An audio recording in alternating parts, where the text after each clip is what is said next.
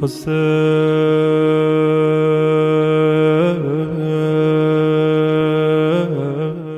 باللہ من الشیطان الرجیم بسم اللہ الرحمن الرحیم الحمد للہ رب العالمین الصلاۃ والسلام علی اشرف الانبیاء والمرسلین حبیبنا و حبیب الہ العالمین ابی القاسم المصطفیٰ محمد وعلی آلہ الطیبین الطاہرین المعصومین اللہم کل ولیک الحجۃ ابن الحسن صلواتک علیہ وعلی آبائہ فی هذه الساعة وفی کل ساعة ولیا وحافظا وقائدا وناصرا ودلیلا وعینا حتی تسکنہ ارضک طوعا وتمتعہ فیہا طویلا۔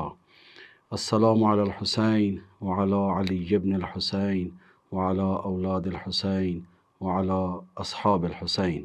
حق اور باطل کی پیکار کے حوالے سے ہم واقعہ کربلا کے اندر جو صورتحال پیش آئی ہے اس کی طبقاتی شناخت کے حوالے سے ہماری یہ نشستوں کا سلسلہ جاری ہے کہ جس میں ہم ایک ایسے طبقے کے بارے میں بات کر رہے ہیں کہ جسے تاریخ نے فراموش کیا ہے اور اس کے اوپر کسی طرح سے سوائے ابتدائی مستند تاریخی جو حوالے ہیں اس میں واقعات کے نقل ہونے کے علاوہ ان کے بارے میں کوئی تفصیلی بحث نہیں کی ہے۔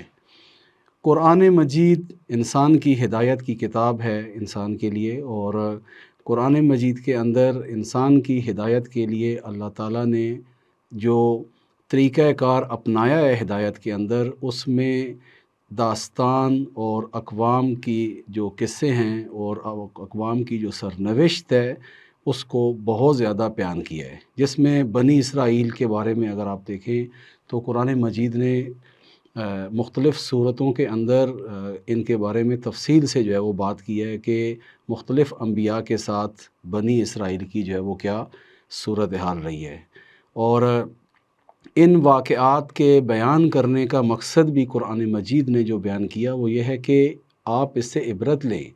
سابقہ اقوام جن چیزوں کا انہوں نے انتخاب کیا، جن راستوں پہ یہ اقوام چلی ہیں، اور ان کے نتیجے میں حق کو نصرت نہیں ملی، بلکہ ان کے موقف کی وجہ سے اور ان کے انتخاب کی وجہ سے کئی موقعوں پر حق کو جب نصرت کی ضرورت تھی انہوں نے ہمراہی نہیں کی ہے۔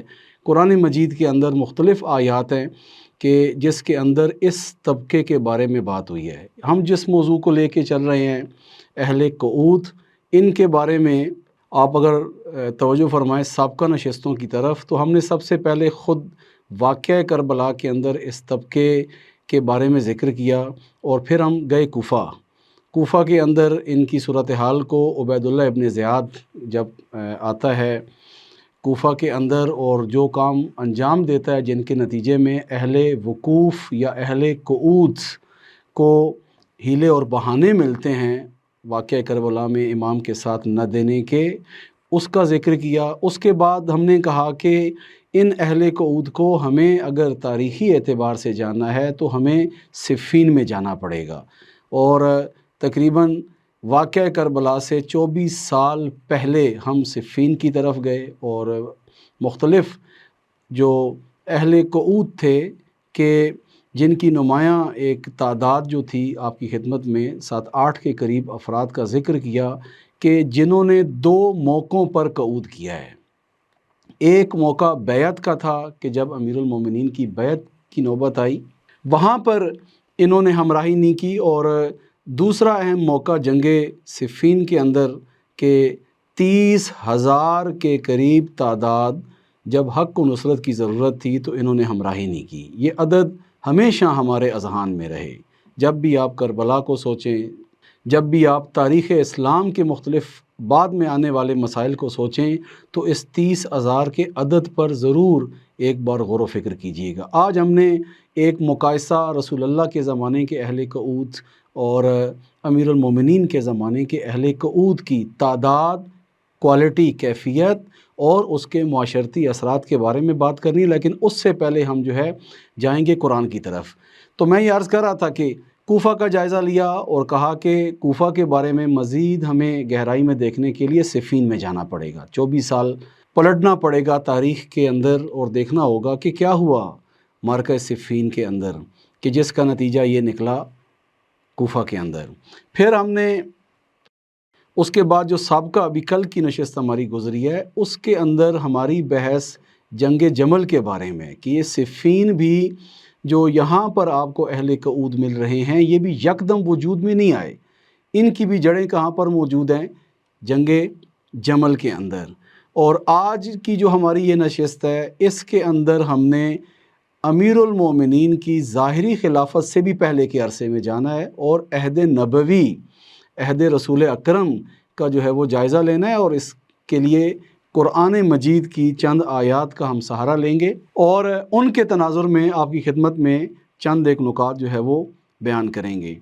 یہاں پر ایک نقطہ جو اس پوری گفتگو کے اندر ہمارے اذہان میں رہنا چاہیے، وہ یہ ہے کہ جب بھی حق کو شکست کھانی پڑی ہے ظاہری، جب بھی حق تنہا ہوا، جب بھی حق کو جام زہر یا خون دل پینا پڑا، اس کے پیچھے ایک بنیادی طبقہ کہ جس کو تاریخ نے نہیں بیان کیا، اور آج اس کو ہر زمانے سے زیادہ نمایاں کرنے کی ضرورت ہے، اور ہمیں تاریخ کی عبرت والی نگاہ کے ساتھ اور اس عبرت والی عینک کے ساتھ ہمیں اپنے ارد گرد کا بھی جائزہ لینا ہے کہ یہ طبقہ ہمارے ارد گرد میں آج کس صورت میں موجود ہے۔ ظاہر ہے یہ اہل کعود جو تاریخ کے ابتدائی ادوار کے اندر اگر افراد کی حد تک تھے، آج یہ سسٹمز میں تبدیل ہو چکے ہیں۔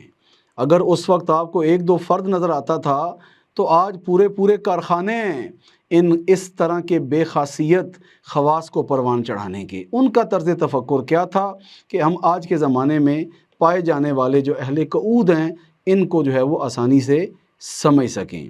قرآن مجید نے جن افراد نے تاریخ کے اندر قعود کیا، اور بالخصوص رسول اللہ کے زمانے کی نسبت چند ایک آیات ہیں قرآن مجید کی، کہ جہاں پر 2-3 طرح کی تعبیریں قرآن نے استعمال کی ہیں، تقریباً 6 یا 7 کے قریب قرآنی آیات ہیں کہ جن میں جو محوری آیتیں ہیں وہ سورہ توبہ کے اندر ہیں، کہ جہاں پر قرآن مجید میں ذکر کیا گیا ہے ان اہل کعود کی صورتحال کے بارے میں۔ البتہ ابھی جو ہم آیا آپ کی خدمت میں عرض کریں گے، 95 نمبر آیت ہے سورہ نساء کی، کہ جس کے اندر جو کلمہ استعمال اہل قعود کے لیے یا اہل وقوف کے لیے استعمال ہوا ہے وہ ہے قائدین، بیٹھ جانے والے۔ اللہ تعالیٰ ارشاد فرما رہا ہے لا یستوی القاعدون من المؤمنین غیر اولی الضرر والمجاہدون فی سبیل اللہ باموالہم وانفسہم۔ یہ آیت کا پہلا حصہ ہے، اس کو ابھی ذہن میں رکھیں۔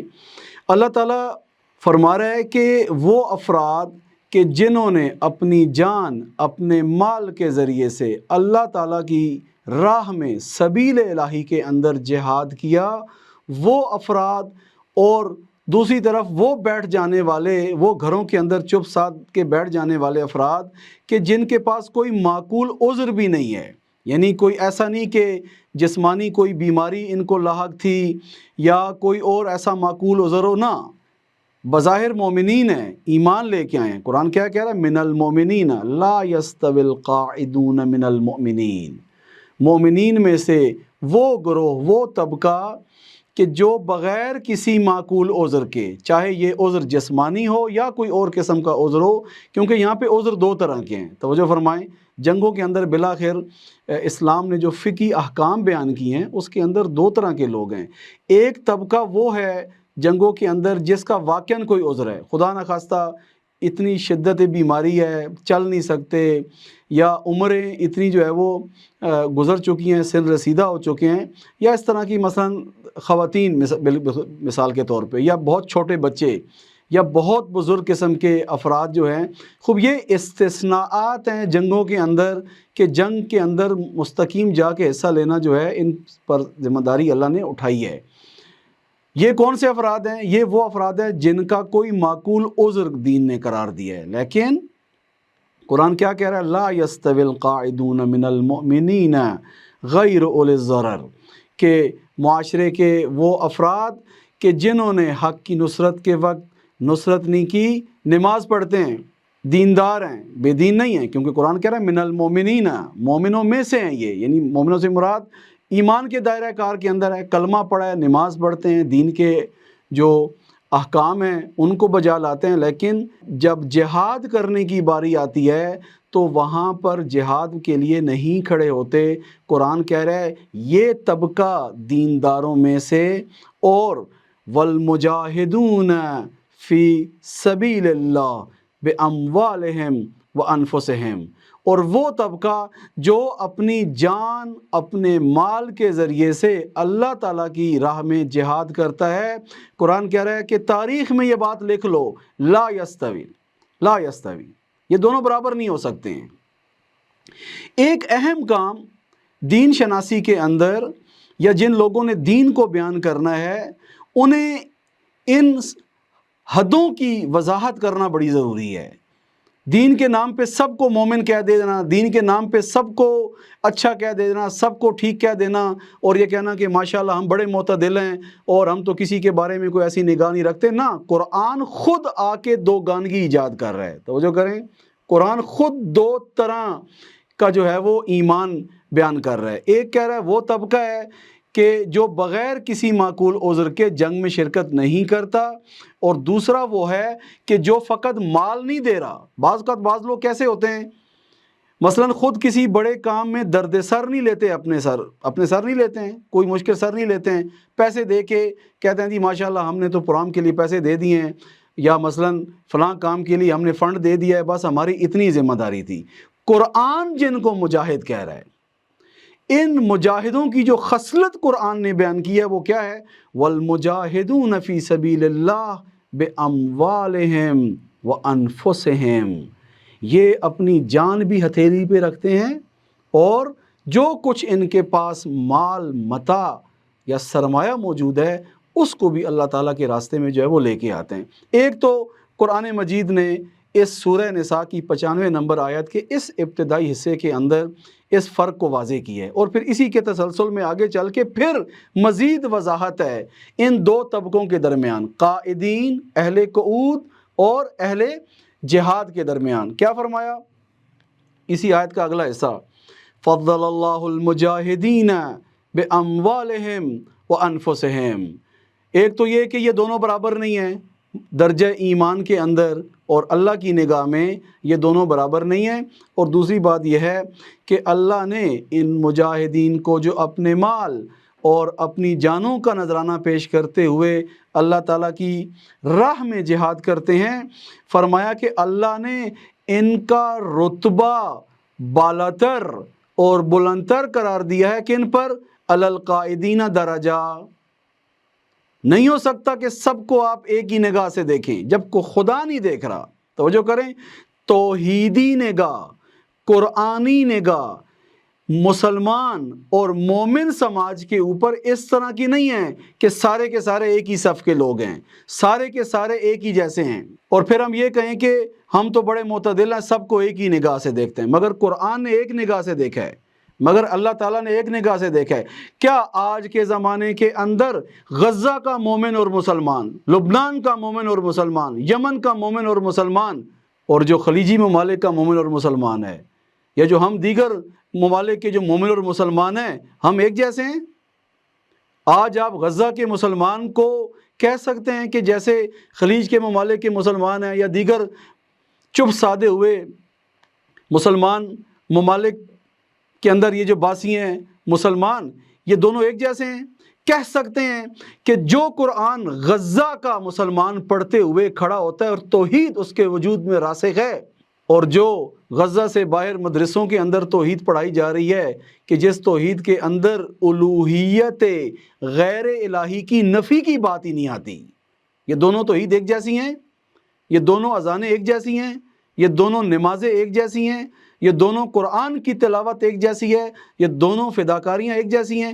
اگر ہم نے طرز مسلمانی کے اندر قرآنی ان آیات کے مطابق اپنی نسل کے لیے تشریح کی ہوتی اور ان خطوط کو اور ان لائنوں کو واضح کیا ہوتا تو آج ایسا نہ ہوتا کہ ہمارے اپنے لیے بھی کنفیوژن ہے، ہمیں بھی نہیں سمجھ آ رہی کہ بھائی بالآخر کون کھرا مومن ہے، کون کھرا مسلمان ہے۔ سب کو آپ ایک ہی کھاتے میں ڈال دیں۔ قرآن کیا کہہ رہا ہے؟ فضل اللہ المجاہدین باموالہم وانفسہم علی القائدین درجہ۔ یہ فیکٹ ہے، یہ حقیقت ہے کہ اللہ اس طبقے کو جو رسوماتی دینداری کے اندر لگا رہتا ہے، صوم و صلات کا بھی پابند ہے، ممکن ہے دین کے لیے 4 پیسے بھی دیتا ہو، لیکن اللہ کے نام پہ کسی طرح کا زخم برداشت کرنے کے لیے تیار نہیں ہے، اللہ کے نام پہ کسی طرح کی تہمت برداشت کرنے کے لیے تیار نہیں ہے، اس کے جسم پر کسی بھی طرح کا زخم خدا کے راستے میں موجود نہیں ہے، اس نے اللہ کے راستے کی سردی گرمی برداشت نہیں کی ہے۔ قرآن کہہ رہا ہے کیسے تم ان دونوں کو برابر قرار دے سکتے ہو؟ اللہ کیا کہہ رہا ہے کہ اللہ نے ان کو درجہ دیا ہے، اللہ نے رتبہ دیا ہے مجاہدین کو۔ جہاد کس کو کہتے ہیں؟ یہ بھی یہاں پہ تھوڑا سا ایک فرق۔ جہاد ہدف مند ایسی کوشش کو کہتے ہیں کہ جس کے نتیجے میں آپ محاذ دشمن کو مسلسل نقصان پہنچا رہے ہوں، ایسی ہدف مند کوشش کو کہتے ہیں۔ نہ خالی بھاگ دوڑ، نہ یہ کہ انسان مسلسل بھاگتا دوڑتا رہے تو آپ کہیں کہ یہ جہاد ہے۔ جہاد فی سبیل اللہ کیا ہے؟ ظاہر ہے مقام عمل کے اندر یا محاذ حق ہے یا محاذ باطل، یہاں تیسری حالت نہیں ہے۔ جو اہل نفاق بھی ہیں وہ بھی محاذ باطل کے اوپر ہیں، یہ اہل قعود ہیں یہ بھی محاذ باطل کے اوپر ہیں۔ جہاد کیا ہوگا؟ ہم کیسے مجاہد فی سبیل اللہ بنیں؟ ہم جب کلمہ جہاد سنتے ہیں، قرآنی یہ جب تعبیریں سنتے ہیں تو فوراً ہمارے ذہن کے اندر فقط ہارڈ وار آ جاتی ہے، فقط وہی جو سخت میدان کا جہاد ہے وہی آتا ہے۔ آج علمی جہاد کیا ہے؟ توجہ کریں، علمی جہاد۔ اگر ایک بندہ عالم ہے، چاہے اس نے علم حوزے میں آ کے حاصل کیا ہے یا یونیورسٹیز میں جا کے کسی بھی علم کے اندر جا کے اس نے قابلیت حاصل کی ہے، علمی جہاد کا میدان کیا ہے آج؟ کہ آپ جاؤ اسلامی تہذیب اور تمدن کو کھڑا کرنے کے لیے جس طرح کی ہیومینٹیز اور جس طرح کے علوم انسانی اور جس طرح کی بشری علوم کی ضرورت ہے معاشرے کو کھڑا کرنے کے لیے، جاؤ اس کی توحیدی بنیادیں فراہم کرو۔ علمی میدان کا جہاد یہ ہے۔ ثقافتی میدان کا جہاد کیا ہے؟ سیاسی میدان کا جہاد کیا ہے؟ اقتصادی میدان کا جہاد کیا ہے؟ اگر ایک صنعت کار، اگر ایک معیشت کار، اگر ایک تخلیق کار، اگر ایک پیداواری صلاحیت رکھنے والا فرد، اگر ایک سرمایہ رکھنے والا فرد کہ جس کے پاس سرمایہ کو تولید کرنے کی صلاحیت موجود ہے، اگر اس انداز کے اندر معیشت کے لیے کوشش کرتا ہے کہ میں خود بھی اپنے پاؤں پہ کھڑا ہوں گا، اپنی سماج، اپنی ملت، اپنی قوم، اپنے ملک کو بھی اپنے اقتصادی حوالے سے پاؤں پہ کھڑا کروں گا، تو یہ کون سا جہاد کہلائے گا قرآن کی نگاہ میں؟ کتنا فرق پڑ جائے گا ان میں جو فقط فنڈ حاصل کرنے کے چکر میں ہیں اور خالی یہ کہ ہمیں کچھ دے دو، یہ جو قائدین ہیں کہ جو فقط سرمایہ لینے کے چکر میں ہیں، ان میں، اور جو اقتصاد کے میدان میں اس فکر کے اندر ہے کہ معاشرے کا کوئی پڑھا لکھا با استعداد جوان بے روزگار نہ رہے، پاؤں پہ کھڑا ہو، یہ جا کے انڈسٹری لگاتا ہے، یہ جا کے کارخانہ لگاتا ہے، یہ جا کے ایگریکلچر کے اندر ایسی اصلاحات کے اوپر کام کرتا ہے کہ کئی لوگ برسر روزگار آئیں، کئی لوگوں کے گھر کا دیا جلے، گھر کا چولہا جلے۔ خوب، یہ مجاہد ہے یا وہ مجاہد ہے جو فقط اس کے اوپر ہے کہ بس ٹھیک ہے سال کے آخر میں آپ جو بھی آپ کا خمس بنتا ہے، زکوٰۃ بنتی ہے، کچھ بھی بنتا ہے، بس آپ آ کے دے لیجئے گا، اور لینے والا ہاتھ ہمیشہ جو ہے وہ آگے ہے اور دینے والا ہاتھ جو ہے وہ ہم نے اس کی پریکٹس ہی کوئی نہیں کی۔ اس میدان کے اندر بھی جہاد کو بیان کرنے کی ضرورت ہے۔ توجہ کریں، قرآن مجید، اگر ہم چاہتے ہیں کہ قرآن فہمی ہمارے اندر ایجاد ہو، اگر ہم چاہتے ہیں کہ ہماری نسل قرآن سے آشنا ہو اور قرآن سے آشنائی سے بالاتر انس ایجاد ہو اس کے اندر، قرآن پڑھنا چاہیں، قرآن کھولنا چاہیں، قرآن کی آیتوں کو پڑھتے ہوئے وقت گزارنا چاہیں، اس کا ایک طریقہ یہ ہے کہ قرآنی بنیادی اصطلاحات کو زندگی کے مختلف میدانوں میں جا کے تبیین اور اس کی تشریح کرو۔ آج تک کتنے افراد نے سنا ہے کہ اقتصاد کا میدان بھی جہاد کا ہے؟ اقتصادی جہاد کیا ہے؟ سیاسی جہاد کیا ہے؟ معیشتی جہاد کیا ہے؟ خود کفائی کا جہاد کیا ہے؟ استقلال کا جہاد کیا ہے؟ ایک قوم مستقل ہو، ایک قوم اپنے پاؤں کے اوپر کھڑے ہو، ایک قوم اور ایک ملک کی خارجہ پالیسی کے اندر جہاد کیا ہوگا؟ جہاد یہ ہے کہ ایسی خارجہ پالیسی ہو جس کے اندر عزت، حکمت، مصلحت تینوں چیزوں کو مد نظر رکھا جا سکتا ہو۔ خوب یہ کام کون کرے گا؟ کون آ کے ان میدانوں کو کھولے گا؟ جب ہم آ کے دین کو اپنی زندگی کے حد اقل میدان کے اندر محدود کرتے ہیں تو پھر قرآنی یہ آیتیں بھی اسی طرح سے محدود ہو جاتی ہیں۔ مثلا ابھی اب ہم یہ آیتیں سن رہے ہیں تو ہمارے ذہنوں میں کیا آ رہا ہے؟ ابھی مثلا سوال کریں، ذرا تھوڑا سا بحث کو کھولتے ہیں۔ مثلا اقتصاد کے میدان کا مجاہد، اقتصاد کے میدان کا اہل قعود، سیاست کے میدان کا مجاہد، سیاست کے میدان کا اہل قعود، ثقافت کے میدان کا مجاہد، ثقافت کے میدان کا اہل قعود، اور اسی طریقے سے آپ آتے جائیں۔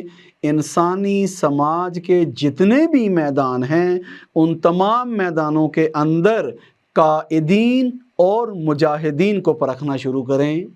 دیکھیں قرآن کتنا پریکٹیکل ہمیں لگے گا، قرآن کی آیتوں سے کتنی محبت ہمارے اندر ایجاد ہوگی۔ ہمیں کیا کر دیا گیا ہے؟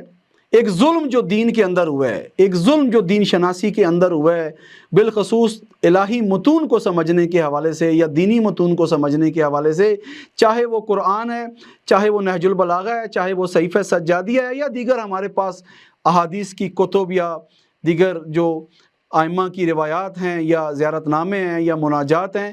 ایک جو ظلم دین کے اندر کیا ہے ہم لوگوں نے دین کے ساتھ اور قرآن کے ساتھ، نہج و بلاغہ کے ساتھ، صحیفہ سجادیہ کے ساتھ جو ظلم کیا ہے وہ یہ ہے کہ یہ چیزیں آئی تھیں ہدایت بن کر کہ ان سے ہدایت پھوٹے۔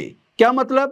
یعنی قرآن سے، نہج البلاغہ سے، صحیفہ سجادیہ سے، اہل بیت کی جو مستند روایات کتب اربع کے اندر موجود ہیں، آپ ان کے ذریعے سے اپنی زندگی کے مختلف میدانوں کی جو بکھری ہوئی زلفیں ہیں ان کو سنوارو، جا کے اپنی مشکلات کا حل ان سے جا کے لو۔ ہم کس میں پھنس گئے ہیں؟ سارے کا سارا دین پھنس گیا تجوید کے اندر، صوت و لحن کے اندر، قرات کے اندر۔ نہج و بلاغہ کھولتے ہیں تو کہتے ہیں جی یہ تو پبلک سمجھ ہی نہیں سکتی ہے، یہ تو عام بندہ کتاب اٹھا ہی نہیں سکتا، اور صحیفہ سجادیہ تو ہمیں ویسے سمجھ نہیں آتی۔ قرآن میں ہم آ گئے، سارا پھنس کے رہ گئے جناب۔ خوب درست ہے، تجوید ٹھیک ہونی چاہیے، درست ہے، صوت اور لحن انسان کی خوب ہونی چاہیے۔ قرآن خوبصورتی کا مظہر ہے۔ قرآن کو زیبا انداز میں پڑھنا چاہیے، لیکن سوال یہ ہے کہ دین کا سارا مسئلہ یہی تھا کہ تجوید پہ لے کے بیٹھ جاؤ، قراءات پہ لے کے بیٹھ جاؤ، ترتیل کے اوپر لے کے بیٹھ جاؤ، اور ابھی تجوید ٹھیک نہیں ہو رہی، فلاں ٹھیک نہیں ہو رہا، اور اسی چکر کے اندر بندہ روح دین سے بھی دور ہو جاتا ہے۔ اب 50 سال کی عمر میں جا کے آپ اس کو حروف ہلکی سکھا رہے ہیں، اور وہ بیچارہ بار بار نماز میں وسواس کا شکار ہو رہا ہے، وسوسے کا شکار ہو رہا ہے، اور وہ جو پہلے تھوڑا بہت خضوع و خشوع اس میں پایا جاتا تھا، جو توجہ پائی جاتی تھی، اب وہ بھی آ سے گئی، کیونکہ نمازی کی جو ہے وہ عین ٹھیک نہیں ہو رہی، نمازی کے حروف ہلکی ٹھیک نہیں ہو رہے۔ نہج البلاغہ بلاغت سے زیادہ جس چیز کی کتاب ہے وہ ہدایت ہے۔ صحیفہ سجادیہ صرف دعا کی کتاب نہیں ہے، صحیفہ سجادیہ طرز عبودیت کو سکھانے کی کتاب ہے۔ بندے اور عبد کے درمیان رابطہ کس طرز کا ہو، عبودیت کا سفر کیسے طے کرنا ہے، اس طرز کی یہ کتاب ہے۔ نہ یہ کہ ہم چون دعائیں لے کے بیٹھ جائیں اور کہیں جناب ہم روزانہ ایک دعا پڑھ لیتے ہیں، مناجات پڑھ لیتے ہیں، اور ماشاءاللہ دل کو بڑا سکون پہنچ جاتا ہے عربی قرات پڑھنے کے بعد۔ کتابیں آئی تھیں یہ سارا کچھ کہ ان کے ترجمے سیکھو، ان کا فہم حاصل کرو، تدبر کرو اور آگے بڑھو، اور ہم لے کے متن کو بیٹھ گئے اور متن کے مسائل لے کے بیٹھ گئے۔ کتنا پاکستان میں یا اردو زبان طبقے میں قرآن کی آیات کو اس طرح سے کھولا جاتا ہے، اور کتنا ہم دیگر چیزوں کے اوپر وقت صرف کر رہے ہیں۔ وہ بھی کام کرنا ہے، توجہ کریں۔ ان باتوں سے کوئی یہ نتیجہ نہ لے کہ ہم خدا نخواستہ تجوید کی مخالفت کر رہے ہیں، یا کہہ رہے ہیں کہ حفظ نہیں ہونا چاہیے، یا قرات پہ کام نہ ہو، صوت و لحن پہ کام نہ ہو، سب کام کرنے ہیں، لیکن مسئلہ یہ ہے کہ ان میں سے کس چیز کی کتنی ضرورت ہے اور اس کی کیا حد ہے، یہ مہم ہے، وگرنہ یہ سارے کام جو ہے وہ کر رہے ہیں۔ قرآن دیکھیں، اب جیسے یہ آیت میں نے عرض کی ہے کہ جو قائدین ہیں اور اہل قعود ہیں اور جو مجاہد ہیں، میدان کے اندر ہیں، باہدف کوشش کرتے ہیں اور دشمن کی نیت پہ حملہ کرتے ہیں اور حق کو مضبوط کرتے ہیں اور باطل کو دن بدن ضعیف کرتے ہیں، یہ کسی بھی میدان کے اندر ہو۔ آج آپ مجھے بتائیں انصاف سے، کیا اقتصاد کا میدان تعلیم کے میدان سے کم میدان ہے توجہ دینے کا؟ ہماری تشیع کی اقتصاد کیا ہے اس وقت؟ ہمارا جو قومی خود مختاری استقلال کا جو بیانیہ ہے اس کے اندر ہماری معیشت کو کہاں دیکھا گیا ہے؟ ہم نے کتنا اس معیشت کے اوپر غور کیا ہے؟ کتنے مجاہد تیار کیے ہیں اس وقت اقتصاد کے میدان کے؟ ہیں ہمارے پاس افراد جو تھوڑے بہت اقتصاد میں اٹھ کے آ بھی جاتے ہیں، وہ خالی یہ ہنر سکھاتے ہیں کہ ملٹی نیشنل کمپنیز کا بہترین نوکر کیسے بننا ہے۔ آپ نے جو ٹریننگز کروائی جاتی ہیں، جو سکل ڈیولپمنٹس کے اوپر کام ہوتا ہے، وہ اسی کے اوپر ہے۔ کیا کرو کہ پیسے چھاپو، وہ بھی نوکر بن کے گورے کا۔ یعنی ساری کی ساری معیشت کھڑی ہے آپ کی اسی کے اوپر کہ آپ نے ہمیشہ نوکر رہنا ہے۔ 70% سے زیادہ جس ملک کی معیشت کا انحصار زراعت کے اوپر ہے اور زرعی مصنوعات کے اوپر ہے، اس ملک کے اندر ہمارے پاس اقتصادی جہاد کا منصوبہ کیا ہے؟ اس میدان کے مجاہدین کہاں پہ ہے؟ اس اقتصادی میدان کے جہاد کے مراکز کہاں پہ ہیں؟ دیکھا کیسے جب آپ آ کے ان میدانوں کو نہیں کھولو گے تو پھر کیا کریں گے؟ شر پسند عناصر کو بھی مجاہد کر کے پیش کریں گے، کاغذی شیروں کو بھی آ کے مجاہد کر کے پیش کریں گے، جو دشمن کی ایمان پر فرقہ پرستی اس کو پھیلاتے ہیں، فرقہ واریت کو پھیلاتے ہیں اور معصوم انسانی جانوں کو اس طریقے سے جو ہے وہ غارت کرتے ہیں اور ظلم کرتے ہیں۔ اور وہ جا کے قرآن کی ان آیتوں کو پڑھیں گے، یہی آیتیں جن کو قرآن ہمارے لیے بیان کر رہا ہے۔ قرآن ھدی للناس ہے تا قیامت۔ یہ قرآن کی آیتیں کسی ایک زمانے کے لیے نہیں ہیں۔ آج دشمن نے SDGs کے ذریعے سے ایجوکیشن کے میدان کے اندر 2030 ایجنڈا تیار کیا ہے 2030 تک کا، جو کافی سال گزر چکے ہیں۔ ہم نے اس پہ 4-5 سال پہلے بھی 1-2 نشستوں میں بات کی تھی کہ 2030 تک تمام ممالک کہ جو UNO کا حصہ ہیں، اقوام متحدہ کا حصہ ہیں، ان کے لیے ایجوکیشن کے میدان کے پروٹوکولز دے دیے گئے ہیں کہ جناب آپ نے اپنے ممالک کے اندر، فرق نہیں ہے آپ گورنمنٹ سسٹم ہو، فرق نہیں ہے آپ پرائیویٹ سسٹم ہو یا سیمی گورنمنٹ سسٹم ہو، کسی بھی طرح کو ہو، ان پروٹوکولز کے مطابق آپ کا ایجوکیشن سسٹم ہو۔ اس میں کیا چیزیں آتی ہیں؟ ایک تو آپ کا نصاب ہے، نصاب کے اندر نیچرلزم کو 2030 تک اوج پہ پہنچانا ہے۔ نیچرلزم کیا ہے؟ کوئی خدا نہیں ہے، کوئی دین نہیں ہے، کوئی وحی نہیں ہے، کوئی معنویت نامی چیز نہیں ہے، کوئی ایسی چیز نہیں ہے۔ ابھی دیکھ رہے ہیں ہمارے بچے کہاں جا رہے ہیں، کن چیزوں کو پڑھ رہے ہیں۔ اس وقت کتنے مجاہد ہیں ہمارے پاس اس علم کے میدان کے؟ ہاں، کفر نے ایک محاذ کو کھڑا کیا ہے کہ دنیا کے اندر سے خدا پرستی کو ملیاں میٹ کر دو، ختم کر دو، ان کے ظواہر باقی رہ جائیں لیکن ان کے اندر سے روح عبودیت ختم ہو جائے۔ یہ ان پروٹوکولز کا SDGs یہ جو انہوں نے بنا کے دیے ہیں، اس کے اندر کیا ہے؟ 2030 کا جو ایجوکیشن ایجنڈا ہے 2030، اس کے اندر کیا چیز موجود ہے؟ ایک اس کا لب لباب یہ ہے کہ نیچرلزم کو اساس اور بنیاد قرار دیا جائے، تجربے کو اساس اور بنیاد قرار دیا جائے، اور آپ کی جتنی بھی سوشل سائنسز ہیں، آپ کی جتنی بھی ٹیکنیکل سائنسز ہیں، آپ کی جتنی بھی نیچرل سائنسز ہیں، ان کے اندر دور دور تک کہیں پر بھی توحید کے ساتھ تعلق اور ربط نہ پایا جائے۔ کہاں نیچرل سائنسز میں توحید کی نگاہ کہ نیچرل سائنسز فعل الہی کی تجلی ہے، یہ کائنات فعل الہی ہے، اس کائنات میں جتنی بھی مخلوقات ہیں اور ان کے اندر نظامات ہیں فعل الہی ہے، میڈیکل فعل الہی ہے، فزکس فعل الہی ہے، کیمسٹری فعل الہی ہے۔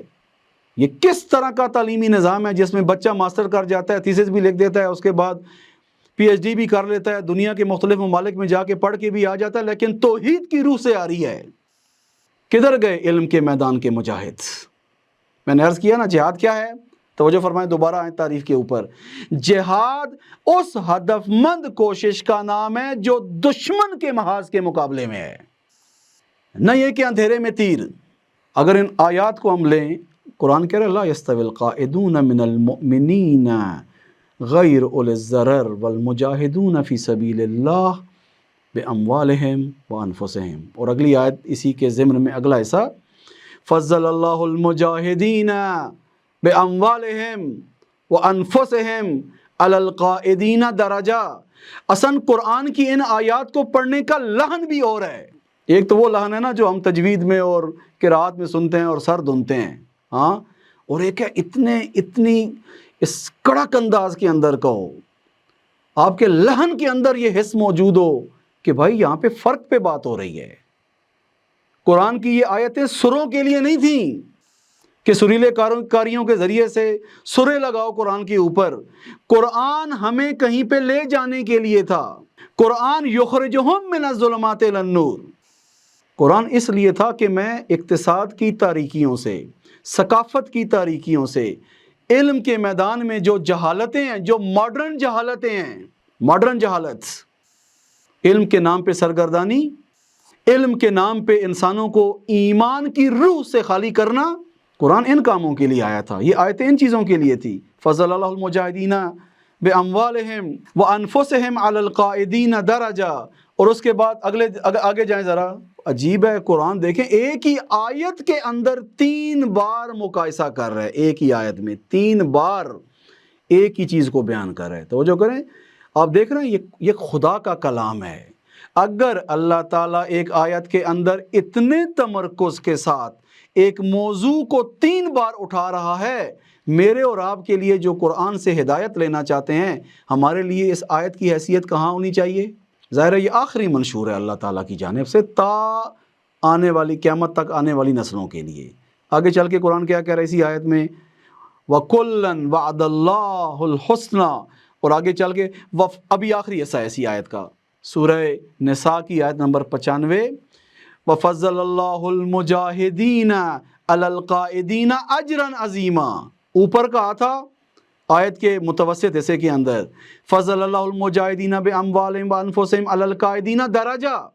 یہاں درجے کی بات ہوئی تھی، اور اسی آیت کے آخری حصے میں اللہ تعالیٰ کہہ رہا ہے کہ یہ جو قائدین ہیں، یہ جو واقفین ہیں، یعنی بیٹھ گئے ہیں، اہل قعود ہیں، اہل وقوف ہیں، یہ جو ٹھہر گئے ہیں درمیان میں، اللہ کہہ رہا ہے کہ اللہ تعالیٰ نے مجاہدین کو ان پر درجہ بھی دیا ہے اور ان کو اجر عظیم بھی دے گا. پس اس آیت کے اندر 3 نکات ہم نے حاصل کیے ہیں. توجہ فرمائیں برادران خواہران، 3 نکات یہاں پہ حاصل کیے ہم نے. ایک تو یہ ہے کہ مجاہد اور قائد برابر نہیں ہیں، لا یستوی، برابر نہیں ہیں، یہ ایک نقطہ. دوسرا نقطہ، اللہ تعالیٰ نے فضل عطا کیا ہے، درجہ عطا کیا ہے، مقام عطا کیا ہے مجاہدین کو قائدین کے اوپر. اور تیسرا نقطہ اس آیت کا یہ ہے کہ اللہ تعالیٰ نے مجاہدین کو قائدین کے اوپر اجر عظیم عطا کیا ہے. مزید میری گزارش ہوگی کہ اس آیت کو آپ خود جا کے مزید جو ہے تفصیل میں تفسیر نمونہ، تفسیر نور یا تفسیر کوثر مرحوم شیخ محسن نجفی صاحب کی، وہاں پہ آپ دیکھیں، یا دیگر بھی جو تفاسیر وغیرہ اردو میں میسر ہوں، وہاں پہ جا کے ان سے جو ہے وہ آپ استفادہ کریں. خوب، یہ ایک آیت تھی کہ جس کے اندر 3 طرح سے اللہ تعالیٰ نے جو ہے وہ مقایسہ کیا ہے قائدین اور مجاہدین کے درمیان. اس کے بعد اگلی آیت جو اگلی سورہ ہے، اس میں ہم جائیں گے، اسی کی 2-3 آیات کا سہارا لیں گے. وہ آیا ہے 87 نمبر آیت، 87 نمبر آیت سورہ توبہ کی. البتہ 87 نمبر آیت پہ بھی ہم بات کریں گے، 83 نمبر آیت پہ بھی بات کریں گے، اور 81 نمبر آیت پہ بھی بات کریں گے. ابھی ہماری بحث قرآن کے اندر عرض کیا تھا کہ زیادہ جو ہے وہ سورہ توبہ کی چند ایک آیات ہیں کہ جس پہ ہمیں بات کرنی ہے. دوسری اصطلاح جو قرآن مجید نے اہل قعود اور اہل وقوف کے لیے استعمال کی ہے سورہ توبہ کی اس آیت نمبر 87 کے اندر، وہ ہے خوالف. آیت کیا ہے؟ رضوا بأن يكونوا مع الخوالف وطبع على قلوبهم فهم لا يفقهون. یہ ایک طبقہ مسلمانوں کے اندر کہ جو اس بات پر راضی ہو گئے ہیں کہ اپنے گھروں کے اندر چپ سادھ کے بیٹھ جائیں. خوالف وہ افراد کہ جب اسلام پہ مشکل آن پڑی اور جہاد کے لیے جب نکارہ بجا دیا گیا اور ان کو طلب کیا گیا میدان کے اندر، یہ گھروں کی کنڈیاں لگا کے گھروں میں چپ ساتھ کے بیٹھ گئے، اللہ اللہ کرو۔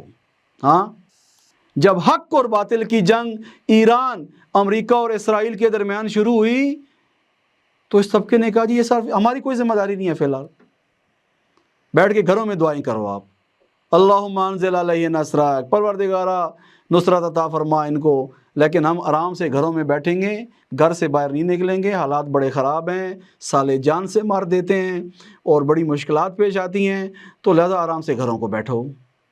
قرآن اس طبقے کا نام کیا لے رہا ہے؟ خوالف۔ خوالف یعنی خانہ نشین افراد، وہ جو گھروں میں چپ ساتھ کے جو ہے وہ بیٹھ گئے ہیں۔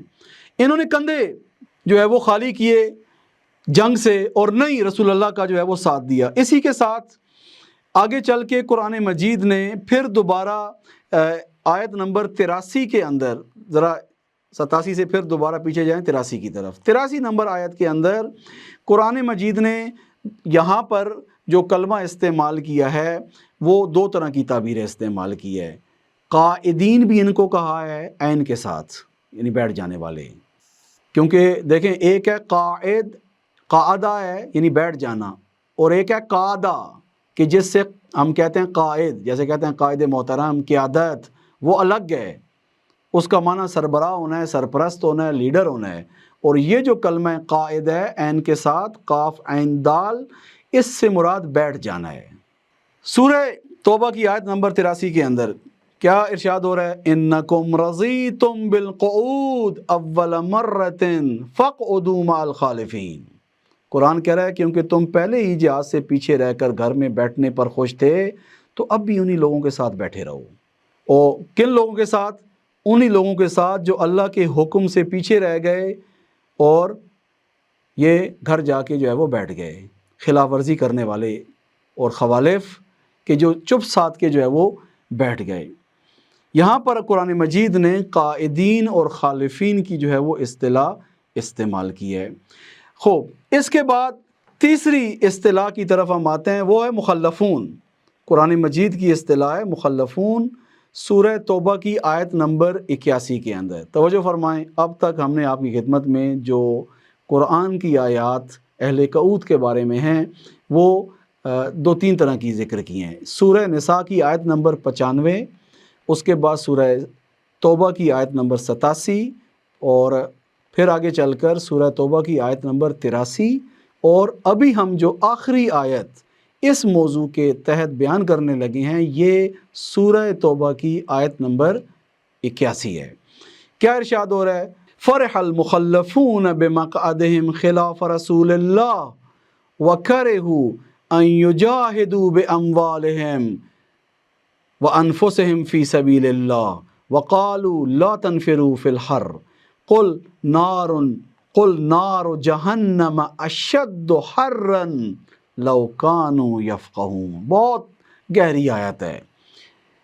اہل کعود کی نفسیات، اہل کعود کے بہانے، اہل کعود کے ہیلے اور مکر اگر کسی نے سمجھنے ہیں تو قرآن مجید کی سورہ توبہ کی اس آیت نمبر 81 کا ترجمہ بھی پڑھے، اس کے اوپر غور و خوض بھی کریں، اور تفسیر کے نکات بھی جو ہیں وہ یہاں پہ ملاحظہ فرمائیں۔ خوب، یہ طبقہ ہوتا ہے نا جو جنگ کا بظاہر اس حق و باطل کی پیکار کا بظاہر حصہ نہیں بنتا، اس کے اندر ایک عجیب قسم کا فریب دینے والا سکون پایا جاتا ہے۔ دیکھا ہے، بچ گئے، دیکھا ہے ہم کتنے امن والے لوگ ہیں، دیکھیں ہم نے ایسا کوئی کام نہیں کیا کہ ہماری سیونگ کو مسئلہ بنے، دیکھیں ہم نے ایسا کوئی کام نہیں کیا کہ ہمارا گرین کارڈ جو ہے وہ زیر سوال جائے، ہماری نیشنلٹی کو مسئلہ بنے، ہماری یہ مشکل ایجاد ہو، وہ مشکل ایجاد ہو، اور دل ہی دل میں اپنے آپ کو اتنا مطمئن کیا ہوتا ہے، اتنے خوش ہوتے ہیں کہ ہم کتنے معتدل لوگ ہیں اور کتنے آسودہ خاطر لوگ ہیں۔ آپ آسودہ خاطر ہو، ہاں؟ پھر تاریخ کے اندر اللہ تعالیٰ کو جو جتنا زیادہ عزیز تھا، اللہ نے اس کو اتنے بڑے رگڑے سے کیوں گزارا ہے؟ اگر دینداری اس طرح کی آسودگی ہے تو پھر حضرت ابراہیم نمرود کی آگ میں کیوں، موسیٰ فرعونی نظام کے اندر امت کو نجات دینے کے لیے اتنی سختیوں سے کیوں گزرے؟ ہاں، حضرت عیسیٰ بظاہر سولی پہ کیوں چڑھانے کی کوشش کی جائے؟ رسول اللہ طائف کے پتھر کیوں کھائیں؟ رسول اللہ اتنی جنگوں کے اندر اتنی مشکلیں کیوں برداشت کریں؟ اصحاب باوفائے رسول، احد و بدر کے باوفا ترین اصحاب اتنی مشکلوں اور صعوبتوں سے کیوں گزریں؟ اہل بیت علیہ السلام اتنی صعوبتوں سے کیوں گزریں؟ ذبح عظیم جس حسین ابن علی کو کربلا میں کہتے ہیں، اللہ کو عزیز نہیں تھا امام حسین؟ یہ ان مشکلوں سے کیوں گزرے؟ ہاں، یہ جو میٹھی میٹھی دینداری ہے نا، حلوے والی دینداری، میٹھا میٹھا کھاؤ، میٹھا لگاؤ، میٹھا کھاؤ، میٹھا پکاؤ، اور جو ہے نا انشاءاللہ ہم یہی کرتے رہیں گے، کھاتے کھلاتے رہیں گے تو امام کا ظہور بھی ہو جائے گا۔ جنہیں دسترخوان امام حسن یاد ہے، اب اس نقطے پہ توجہ کریں خوب، جنہیں سیرت حسنی سے دسترخوان امام حسن یاد ہے، انہی کو سیرت حسنی سے فتنہ جمل کے اس اونٹ، اس شتر، اس کا کلا کما کرنا اور اس کی ٹانگیں کاٹنا بھی یاد ہے؟ یا سیرت حسنی کے نام پہ ہم نے خالی کھانے پکانے اور پھر بھی معدے کے مسئلے لیے ہیں؟ آپ کو پتہ ہے کہ ایک بڑا کینہ اور بغض کہ جس کا اظہار اس وقت ہوا جب حسن ابن علی کا جنازہ گھر سے اٹھتا ہے اور روضہ رسول کی طرف دفن ہونے کے لیے جا رہا ہوتا ہے تو رستے پہ تیروں کی بارش ہوتی ہے۔ یہ تیروں کی بارش ایسے نہیں ہوئی ہے، توجہ کریں، یہ تاریخی ایک کینہ موجود تھا۔ جس فتنے کی ٹانگوں کو کاٹا تھا امام حسن علیہ السلام نے، تاریخ میں جا کے پڑھیں، جس فتنے کو جا کے کلا کما کیا تھا، اس فتنے کا کینہ دل کے اندر موجود تھا کہ جب امام حسن کا جنازہ اٹھتا ہے تو تیروں کی بارش ہوتی ہے۔ آج کدھر گئے وہ لوگ جو آج حسنی سیرت اپنانا چاہتے ہیں؟ تو حسنی سیرت خالی یہ نہیں ہے کہ دسترخوان لگا کے جتنی بھی ویسٹرن کلچر کی ڈشز ہیں ساری کی ساری آپ لے آؤ دسترخوان کے اوپر، اور خورد و خوراک کے اندر آپ غیر الہی طرز زندگی کی ترویج کرو اور اس کو تھوم دو امام حسن کے ساتھ۔ باتیں کڑوی ہیں نا؟ حسنی سیرت یہاں پہ کیا تھی؟ جس کریم اہل بیت کے بارے میں آپ سوچ رہے ہیں، مجھے آپ یہ بتائیں، اگر کریم اہل بیت کا معیشتی نظام موجود نہ ہوتا، اگر امام حسن کا اقتصادی نظام موجود نہ ہوتا، تو یہ قصے جو آپ اور داستانیں سنتے ہیں کہ امام کے گھر کا دروازہ کبھی بند نہیں ہوا، سفرہ اور دسترخوان کبھی اکٹھا کر کے اس کو جمع کر کے الگ نہیں رکھا گیا، جو بھی کہیں سے آتا دسترخوان لگا ہوا ہوتا تھا، مجھے آپ بتائیں یہ ایک مضبوط اقتصادی نظام کے بغیر ممکن ہے؟ کتنے محلے ایسے ہیں، کتنے علاقے ایسے ہیں، کتنے گھر ایسے ہیں جن گھروں کے اندر دسترخوان کے نام پہ اتنا کام ہو رہا ہے، لیکن اسی علاقے کے اندر کتنی بیوائیں ہیں جو مشکل کا شکار ہیں، اسی علاقے کے اندر کتنے یتیم ایسے ہیں جن کا کوئی پرسان حال موجود نہیں ہے۔ یہ حسنی سیرت ہے؟ جس امام حسن کے دسترخوان کو دکھاتے ہو، اور سیرت میں امام حسن سے دسترخوان لیا ہے آپ نے کریم ہونے کے نام پہ، آپ مجھے یہ بتائیں کہ اس کرامت تک پہنچانے کے اندر یا پہنچنے کے اندر امام حسن کا اقتصادی کوئی سسٹم موجود تھا یا نہیں تھا؟ کون سا آپ کا امام ایسا ہے جو گدی نشین کسی پیر کی طرح بیٹھ کے پیسے چھاپ رہا ہے، بس لوگ آ رہے ہیں، کوئی گھٹنے دبا رہا ہے، کوئی ماتھا چوم رہا ہے، کوئی بازو دبا رہا ہے، اور ہر ایک آ کے جو ہے وہ پیسے رکھ کے جا رہا ہے اور امام اس کے اوپر جو ہے وہ زندگی گزار رہے ہیں؟ کون سا امام؟ ایک امام کا نام لیں آپ، ایک امام کا، کہیں کسی طرح سے زندگی گزاری ہے اس نے؟ ذرا جا کے یہی امام جن کو آپ امام موسیٰ کاظم جب کہتے ہیں تو ہمارے اذہان میں جو تصویر ہے امام موسیٰ کاظم کی وہ کیا ہے؟ 14 سال کی پے در پے قید، اور وہاں پہ امام یہ کہہ رہے ہیں کہ پروردگارہ تیری عبادت کے لیے اب تو موقع ملا ہے مجھے۔ ہاں، ایک گوشہ نشین خانقاہی عابد کا تصور دیا ہے ہم نے امام موسیٰ کاظم کا۔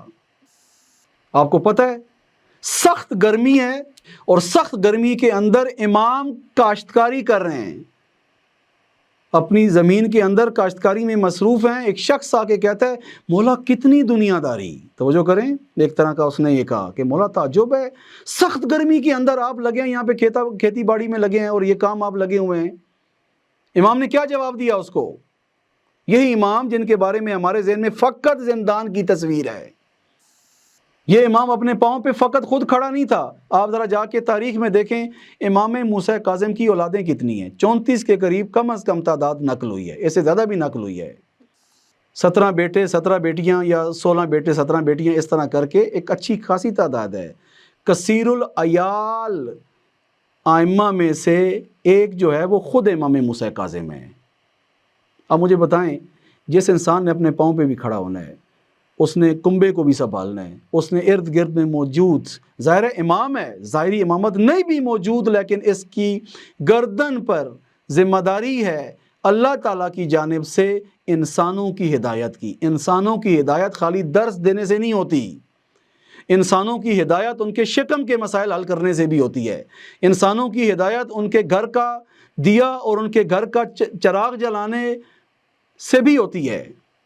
ان ائمہ نے کیا کیا ہے؟ ایک امام آپ بتا دیں، یہ امام حسن علیہ السلام، یہ امام حسین علیہ السلام۔ توجہ کریں، اب کوئی کہے گا یہ عجیب باتیں ہیں، محرم کے دن ہے، آپ کو امام حسین کے غم والی باتیں اور وہ والی باتیں خالی سنائیں ہمیں، یہ کیا شروع ہو گئے ہیں آپ ذرا جا کے دیکھیں امام حسین علیہ السلام کا اقتصادی نظام کیا تھا۔ ایک بحث ہیں، انشاءاللہ دعا کریں کہ معیشت حیات طیبہ کے پلیٹ فارم سے یہ کام ہم کریں گے، یہ کام ہم کریں گے انشاءاللہ 40 اور ربیع الاول کے بعد ہم یہ کام ضرور کریں گے کہ ائمہ علیہم السلام کا اقتصادی ماڈل کیا تھا، ائمہ اقتصادی اعتبار سے خود بھی کیسے پاؤں پہ کھڑے ہوئے اور اہل بیت علیہم السلام نے باقیوں کو کیسے پاؤں پہ کھڑا کیا ہے۔ یہی امام جعفر صادق جن کے بارے میں ہمارے ذہنوں میں بیٹھا ہوا ہے کہ کوئی مدرسہ بنا کے امام جعفر صادق بیٹھ گئے، اور جیسے ہمارے ذہنوں میں تصویر ہے نا مدرسوں کی، مدرسے کیسے ہوتے ہیں کہ فقط کنزیومر ہیں، آ رہا ہے اور لگ رہا ہے۔ ہمارے ذہنوں میں یہ ہے کہ کوئی بڑی سی مسجد ہے اور امام جعفر صادق علیہ السلام لیکچر پہ لیکچر دے رہے ہیں، ایک گروپ آتا ہے شاگردوں کا، یہ درس سنتے ہیں، امام سے پڑھتے ہیں، پھر گئے، پھر دوسرا گروپ آیا، پھر تیسرا گروپ آیا، یا شاید 3-4 ہزار بیٹھے ہوئے ہیں اور بس امام بیٹھ کے فقط یہاں پہ درس دے رہے ہیں۔ تاریخ میں جا کے اٹھا کے دیکھیں، یہی امام جعفر صادق جب درس دے رہے ہیں مسجد کے اندر بیٹھ کر، اسی وقت امام کا ایک اقتصادی کاروان گندم لے کے مصر کی طرف جا رہا ہے۔ آج تک سنا ہے آپ نے؟ اور اس کی پورا ایک واقعہ ہے کہ امام کا غلام یہ کاروان جو لے کے جاتا ہے، اونٹ لے کے، کتنے اونٹ لے کے جاتے ہیں گندم کے، یہ گندم کسی مومنوں نے آ کے اور دوسروں نے آ کے امام کو خمس کے نام پہ فقط نہیں دے دی تھی کہ جس کو بیچنے کے لیے جا رہے ہیں۔ اگر امام کا کھیتی باڑی کا نظام نہ ہوتا، امام اپنا گھر بھی کیسے چلائیں، اور پھر جو امام پہ ذمہ داری پوری دنیا کے انسانوں کی ہے، پوری دنیا کے انسانوں کی، جو امام جس بھی زمانے کے اندر تھا اس کی ذمہ داری فقط جزیرہ عرب کے اندر اور حجاز کے اندر اور عراق کے اندر موجود ارد گرد میں مستضعف لوگوں کی نہیں تھی۔ تاریخ اٹھا کے دیکھیں کہ ائمہ نے افریقہ کے جنگلوں تک میں رہنے والوں کو بھی ائمہ نے ان کی بھی نظارت کی ہے اور ان کی بھی ذمہ داریوں کو ادا کی ہے، لیکن ہم نے یہ پہلو پڑھے ہی نہیں ہیں، ہم نے یہ پہلو بیان ہی نہیں کیے ہیں، کیونکہ اگر ہم ان کو بیان کریں گے تو پھر امام موسیٰ کاظم کسی اور طرح کا ہے۔ ہم اپنے ذہن کی بنائی ہوئی تصویر کو خراب نہیں کرنا چاہتے۔ ہوتا ہے نا، معذرت کے ساتھ ہمارے ساتھ ہوا ہے کبھی کبھی، ہم کبھی خواب دیکھ رہے ہو نا اور کوئی آگے جگا دے، ہاں، اور ابھی خواب کے ساتھ رابطہ ڈسکنیکٹ نہ ہوا ہو، ہم آنکھیں نہیں کھولنا چاہتے، ہاں، ہم آنکھیں نہیں کھولنا چاہتے، ہم دیکھنا ہی نہیں چاہتے۔ وہ جو خواب دیکھ رہے ہیں اور پھر وہ خواب بھی بڑا اچھا سا ہو، امید والا ہو، خوش کرنے والا ہو، ہم آنکھیں نہیں کھولنا چاہتے۔ ہماری دینداری میں مشکل یہ ہے کہ ہماری ذہنیتیں جس طرح کی بن گئی ہیں، چاہے وہ سٹیج کے ذریعے سے بنی ہیں، چاہے وہ آبائی کلچر کے ذریعے سے بنی ہیں، گھر کے ماحول کی وجہ سے بنی ہیں، بڑوں کے القاءات اور ان کی اندھی تقلید کی وجہ سے ہماری بن گئی ہیں، ہم ان آنکھوں کو کھولنا نہیں چاہتے۔ اگر ہم کھول بیٹھیں گے تو یہ حقائق نظر آئیں گے، اگر ہم کھول بیٹھے تو ہمیں بہت کچھ اور بھی دیکھنا پڑے گا۔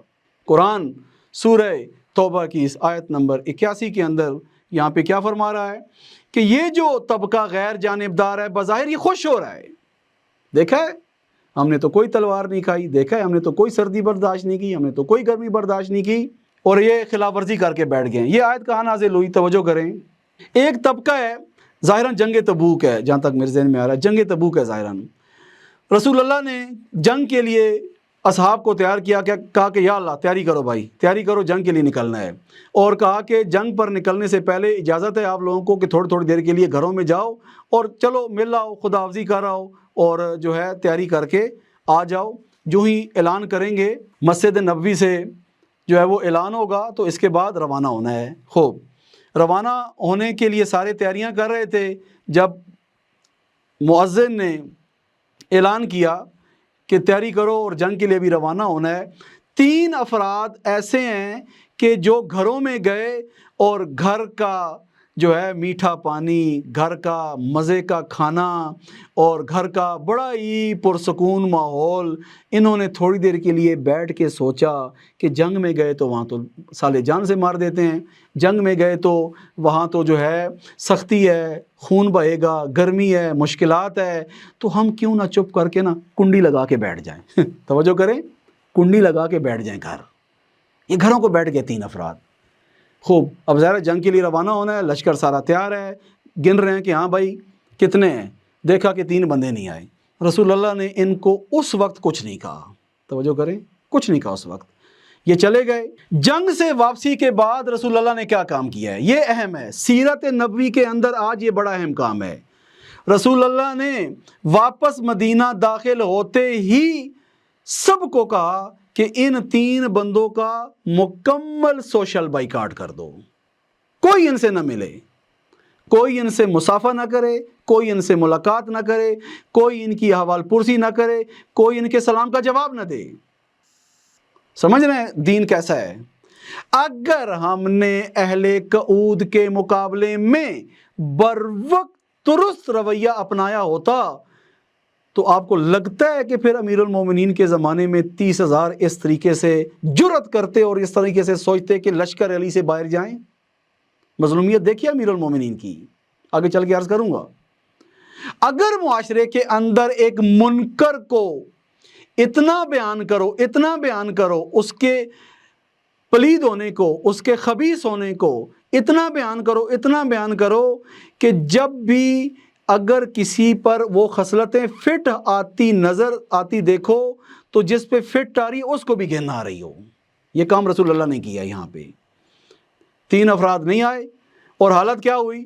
حالت یہ ہوئی کہ تینوں کی بیویاں، تینوں کے گھر والوں نے بھی منہ موڑ لیا، یہاں تک کہ جو ہے وہ کچھ ٹائم کے لیے بیویوں نے طلاق نہیں لی، لیکن انہوں نے کسی بھی طرح سے خاطر میں نہیں لایا ان 3 افراد کو۔ یہ جو اچھا دیکھیں، یہ 3 افراد وہ معلم اور قاری قرآن کی سطح کے نہیں تھے، کیونکہ آگے چل کے میں نے امیر المومنین کی مظلومیت بیان کرنی ہے۔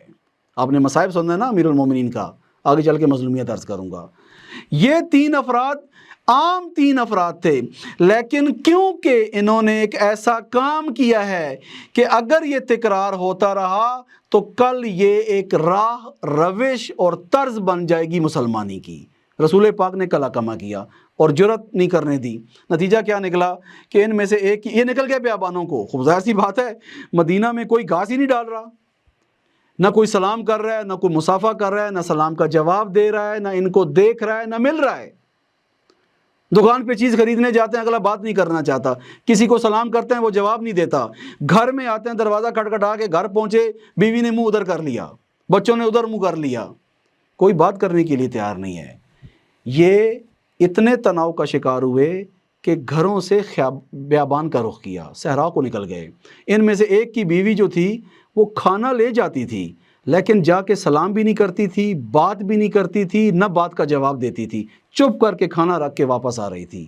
یہ ذلت اور خواری، یہ ننگ ان میں سے جب ایک نے دیکھی تو اس نے بیوی سے کہا کہ آج تو میں نے کھانا لے لیا، میں بھوکا مر جاؤں گا، لیکن دوبارہ آنے کی ضرورت نہیں ہے، مجھ سے یہ ذلت برداشت نہیں ہوتی۔ یہاں پر قرآن مجید کی ایک آیت نازل ہوئی ہے، توجہ کریں، یہ رسول ہے، ہاں وہ میٹھا میٹھا رسول اور مکی مدنی رسول جو ہم نے بڑا متعارف کروایا ہے کہ بس وہ تو بڑا رحم دل تھا، وہ تو بڑا نرم دل تھا، بالکل رحم دل تھے۔ رحماء بینہم، بالکل ہم اسی رسول کی بات کر رہے ہیں کہ جس کے بارے میں قرآن کہہ رہے ہیں کہ قم اللیل الا قلیلا، اے رسول اتنا نہ اپنے آپ پہ کڑ، اتنا زیادہ نہ اپنے آپ کو مشکل میں ڈال، قم اللیل الا قلیلا، اتنا نہ ان کے لیے گریہ وزاری کر۔ یہی رسول جو رحمت للعالمین ہے، جب اسلام کی مرز بندی اور اسلام کی حد بندی کا کیا مقام آتا ہے، وہاں پہ رسول پاک نہیں دیکھتے کہ یہ 3 کمانڈر ہے یا کمانڈر نہیں ہے، یہ 3 معاشرے کے خواص ہیں یا خواص نہیں ہے۔ انہوں نے ایک ایسا کام کیا ہے کہ رہتی تاریخ تک یہ عبرت بن جائے چیز۔ قرآن کی آیت نازل ہوئی یہاں پر سورہ توبہ کی آیت نمبر 118، یہ ہمارا ہو جائے گا 5واں ریفرنس۔ پہلا سورہ نساء کی آیت نمبر 195، پھر اس کے بعد سورہ توبہ کی 87 نمبر آیت، اس کے بعد 83 نمبر آیت، اس کے بعد سورہ توبہ کی 81 نمبر آیت، اور ابھی ہم جو بیان کر رہے ہیں آیت آخری، یہ ہے سورہ توبہ کی 118 نمبر آیت۔ اذا ضاقت علیہم الارض بما رحبت وضاقت علیہم انفسہم وظنوا ان لا ملجأ من اللہ الا الیہ۔ کہہ رہے ہیں کہ یہ جب ان کو پھٹکار پڑی اور اب یہ کہیں منہ دکھانے کے قابل نہیں ہے، زمین اتنی وسعت کے باوجود ان پہ تنگ ہو گئی ہے، کوئی ان سے بات کرنے کے لیے تیار نہیں ہے، اور دیکھ رہے ہیں کہ دائرہ اتنا تنگ ہو گیا ان کے ارد گرد، اور اللہ کے علاوہ اب کوئی چارہ نہیں ہے۔ کیا مطلب؟ یعنی توبہ کرو، یعنی پلٹ آؤ۔ ثم تاب علیہم لیتوبوا، اگر یہ پلٹ آتے ہیں اور توبہ کر لیتے ہیں، ان اللہ هو التواب الرحیم۔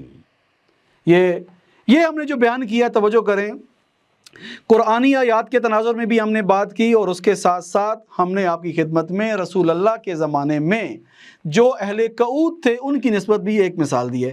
ایک یہاں پہ مقایسہ کرتے ہیں، ایک تقابل کرتے ہیں کہ امیر المومنین کے زمانے کے جو اہل قعود ہیں ان کی تعداد اور امیر المومنین کے زمانے کی پیچیدگیاں کیا ہیں، اور رسول اللہ کے زمانے کے جو اہل قعود ہیں یہ کس طرح کے ہیں۔ آیا دونوں اہل قعود ایک جیسے ہیں؟ تعداد کے اعتبار سے، کیفیت کے اعتبار سے، معاشرے پر اثر کے اعتبار سے یہ دونوں ایک جیسے ہیں؟ نہ، دونوں ایک جیسے نہیں ہیں، نہ تعداد میں ایک جیسے ہیں، نہ پھیلاؤ میں ایک جیسے ہیں، نہ ہی تاثیر اور اثر کے اندر ایک جیسے ہیں۔ ان 3 کو آپ دیکھیں کہاں رسول اللہ کے زمانے کے یہ 3 اہل قعود، اور کہاں علی ابن ابی طالب کے زمانے کا 30,000 کا لشکر۔ یہ ذرا فرق ذہن میں رکھیے گا، کہاں رسول اللہ کے زمانے کے یہ 3 ایسے اہل قعود جو معاشرے کے عام 3 افراد تھے، اور کہاں امیر المومنین کے زمانے کے 30,000 جو مجتہد تھے، جو معلم قرآن تھے، جو مفسر قرآن تھے۔ لوگ ان 3 کی طرف رجوع نہیں کرتے تھے، لیکن ان 30,000 میں سے ہر ایک کی طرف لوگ رجوع کرتے تھے۔ رسول اللہ نے جب ان کو ہدایت کا پیغام پہنچایا تو باطل سے اسلام کی طرف لانا، کیونکہ 2 واضح راستے تھے، اس لیے لوگوں نے دل و جان سے قبول کیا۔ ابھی لوگوں کے دلوں کے اندر حب دنیا اتنی رچ بس نہیں چکی ہے، لیکن آپ کو پتہ ہے کہ 25 سال کے بعد علی ابن ابی طالب کو جو معاشرہ ملا ہے اس کے اندر دنیا پرستی کس اوج کے اوپر تھی، اس کو سمجھ سکتے ہیں؟ رسول اللہ کو جو معاشرہ اور سماج ملا ہے، اور اگر یہاں پہ اہل قعود پائے جاتے ہیں، یہ کنٹرول ہیں، یہ محدود ہیں، اور یہ ایسے محدود ہیں اور کنٹرول ہیں کہ اگر انہوں نے غلطی کی بھی ہے تو پشیمان ہو گئے ہیں، لیکن جا کے علی کی مظلومیت پہ جا کے انسان خون کے آنسو روئے، اور جا کے دیکھے کہ ان 3,000 میں سے کتنوں نے جا کے پشیمانی کا اظہار کیا ہے۔ کاش کہ فقط اہل قعود ہوتے۔ یہ فقط اہل قعود بھی نہیں تھے، بلکہ دشمن کے آرا کار میں بھی تبدیل ہوئے۔ کل بھی آپ کی خدمت میں نے 2-3 مثالیں عرض کی ہیں۔ فقط اہل قعود نہیں تھے، جا کے خود دشمن کے لشکر کو انہوں نے مضبوط کیا ہے۔ علی کی مظلومیت یہاں پہ ہے۔ رسول اللہ کے زمانے میں ابھی کیونکہ کفر کی چکی سے پسلے ہوئے، توجہ کریں، ان تعبیروں پہ خوب غور کریں اگر آپ نے اس فرق کو سمجھنا ہے۔ رسول اللہ کے زمانے کے جو افراد تھے ظلم کی چکیوں سے پس کے، آپ کو پتہ ہے نا، ایک بڑا طبقہ غلاموں کا تھا جو رسول اللہ کے ساتھ آ کے ملا، ظلم کی چکی میں پسا ہوا تھا۔ مسلمانوں نے شیب ابی طالب بھگتا ہوا تھا، ایک سختی کاٹی تھی جو بالکل قریبی ترین تھے، اور اس کے بعد جب یہ مدینہ میں آتے ہیں اور اس کے بعد پھر مسلسل جنگیں، سختیاں کاٹی ہوئی تھیں۔ لیکن آپ یہ دیکھیں کہ امیر المومنین کے زمانے میں جو امیر المومنین کو نصیب ہو رہے ہیں، انہوں نے 25 سال کے عرصے میں ان خواص نے بڑی عیاشیاں کی ہیں۔ یہ بات یاد رکھیے گا، بڑی عیاشیاں کی ہیں۔ بالخصوص امیر المومنین کی ظاہری خلافت کے شروع ہونے کے جو بالکل قریب کا جو عرصہ ہے، اس کے اندر تو اوج پہ تھی عیاشیاں۔ آپ کو کیا لگتا ہے کہ دونوں کا زمانہ ایک جیسا ہے؟ کتنی پیچیدگیاں امیر المومنین کے لیے۔ اگر کسی نے نا اہل کعود کے بارے میں پڑھنا ہے، کیونکہ ساتھ ساتھ میں تاریخی ریفرنسز بھی چاہ رہا تھا کہ آپ کی خدمت میں عرض کروں، ایران میں ایک کتاب پہ کام ہوا ہے دانش نامہ امام علی کے نام پہ، دانش نامہ امام علی، یعنی ایک طرح کا سمجھیں انسائکلوپیڈیا ہے امیر المومنین کی زندگی کے مختلف حالات واقعات کے اوپر۔ 10 جلدوں پر مشتمل یہ ایک پورا ایک طرح کا انسائکلوپیڈیا ہے۔ اس کے اندر جو نویں جلد ہے وہ نویں جلد فقط اس کا بہت بڑا حصہ جو ہے وہ اہل کعود کی ہسٹری کے اوپر ہے۔ کون کون سے تھے جنہوں نے علی کی بیعت نہیں کی، کون کون سے تھے جنہوں نے علی کا ساتھ نہیں دیا۔ اردو میں نہیں ہے یہ موجود۔ آپ مجھے بتائیں، آج ذرا تاریخ کے اندر امیر المومنین کی مظلومیت اور رسول اللہ کے زمانے کی مظلومیت اہل کعود کی نسبت دیکھتے ہیں۔ انصاف سے بتائیں کہ جنہوں نے رسول اللہ کے زمانے میں کعود کیا ہے، اگر ہم ان کے نام لکھنے بیٹھیں یا ان کے حالات زندگی جمع کرنے بیٹھیں، کتنے صفحے بھریں گے؟ اور امیر المومنین کے زمانے میں جنہوں نے کعود کیا ہے اور علی کو مجبور کیا ہے کہ جیتی ہوئی جنگیں شکست میں ظاہری میں تبدیل ہو گئی ہیں، یہ کتنے ہیں؟ ان کی کتنی لسٹ بنتی ہے؟ یہ تحلیل بہت ضروری ہے کہ پھر آپ آگے چل کے امام حسین تک جب پہنچیں گے تو مظلومیت اوج پہ ہے۔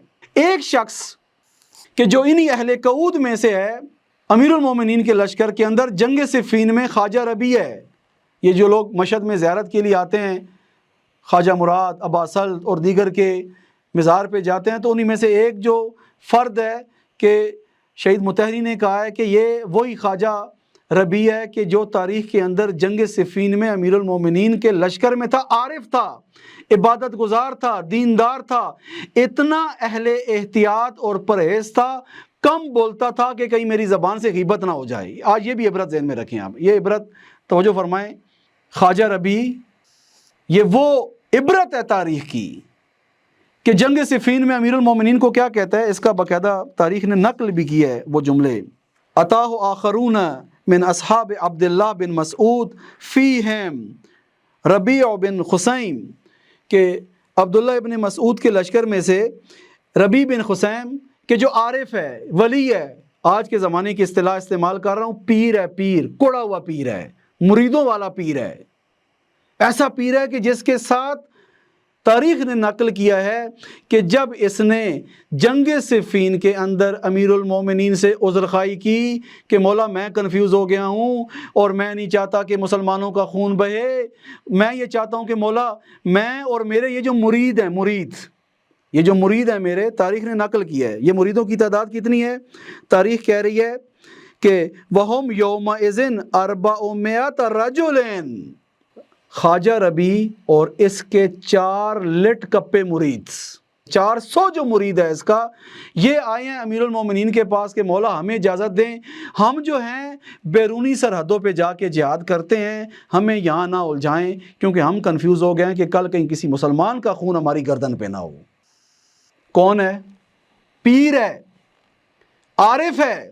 ابھی آپ مجھے خود انصاف سے بتائیں، جو بھی جس کو جتنا مانتے ہیں، کیونکہ ہمارے ہاں تو پاکستان میں ایک مقدس لائن جس کو آپ کراس نہیں کر سکتے اور کسی صورت میں نہیں بول سکتے ہو، اور پوری ایک پاور ہے، پوری ایک لابنگ ہے ہمارے بر صغیر کے معاشرے کے اندر، یہ نام نہاد قسم کے پیر ہیں، نام نہاد قسم کے، جنہوں نے دین کے نام پہ ایک زخم برداشت نہیں کیا، ایک سختی برداشت نہیں کی، گرمی برداشت نہیں کی۔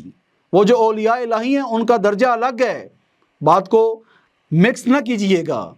وہ جو اولیاء الہی ہیں جنہوں نے دین کی تبلیغ کی، جن کے کردار سے لوگوں نے دین سیکھا، جنہوں نے محنتیں کی، جنہوں نے سختیاں کاٹی، میں ان کی بات نہیں کر رہا۔ یہ نام نہاد پیر طوفان الاقصی کے اندر کہاں پہ تھے؟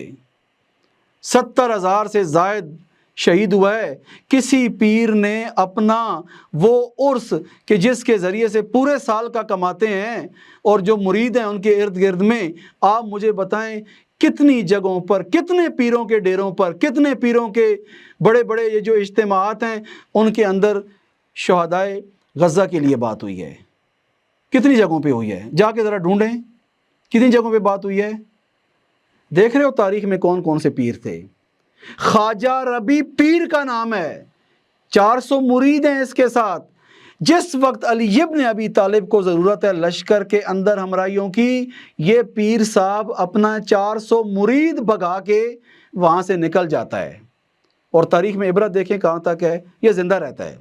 امیر المومنین شہید ہو گئے، امام حسن صلح اور اس کے بعد شہادت مظلومیت کے ساتھ، یہ درمیان میں بندہ نہیں ہلا، یہ خواجہ ربیع نہیں ہلا۔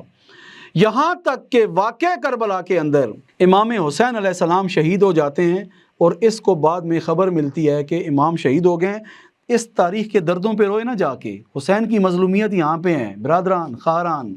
اگر حسین پہ خون کے آنسو رونا ہے تو یہ جگہیں رونے کے لیے۔ اس نے کیا کہا؟ کون ہے؟ بے دین نہیں ہے، فاسق نہیں ہے، زانی نہیں ہے، بدکار نہیں ہے، اہل عبادت، اہل نماز۔ جملے کیا ہیں اس کی زبان کے اوپر خواجہ ربیع کی؟ اللہم فاطر السماوات والارض عالم الغیب والشہادہ انت تحکم بین عبادک فیما کانوا فیہ یختلفون۔ کہہ رہا ہے کہ پروردگارا تو خود ہی اپنے بندوں کے درمیان فیصلہ کر۔ مردہ باد یزید نہیں کہہ رہا۔ لعنت ہے ایسی روحانیت کے اوپر، لعنت ہے ایسی معنویت کے اوپر جس کے اندر وقت کے فرعون کے بارے میں اقدام موجود نہیں ہے۔ پیر خمینی ہے، یاد رکھیے گا، پیر خامنائی ہے، جن کی پیری کا اثر دیکھو، علی کو ماننے والے تھے نا۔ امام خمینی وہ بوڑھا جس عمر کے اندر ہمارے بوڑھے کھانس کھانس کے اور شوگر کی گولیاں کھا کے اور مسجدوں کی پہلی صفوں کی زینت کرسیوں کے اوپر جا کے بن کے بیٹھ جاتے ہیں، خمینی نے اس عرصے کے اندر اتنا بھاگا، صعوبتیں برداشت کی، جلاوطنیاں برداشت کی۔ جب عراق کے بعد امام خمینی کو کہیں نہیں جگہ مل رہی تھی، کوئی ملک قبول نہیں کر رہا تھا، امام خمینی نے کہا تھا اگر خمینی پوری زندگی اسی طریقے سے ایک بارڈر سے دوسرے بارڈر، دوسرے بارڈر سے تیسرے بارڈر تک بھی جاتا رہے، کوئی بارڈر نہ کھولے، کوئی ملک خمینی کو قبول نہ کرے، کہا تھا کہ خمینی اپنے موقف سے پیچھے نہیں ہٹے گا۔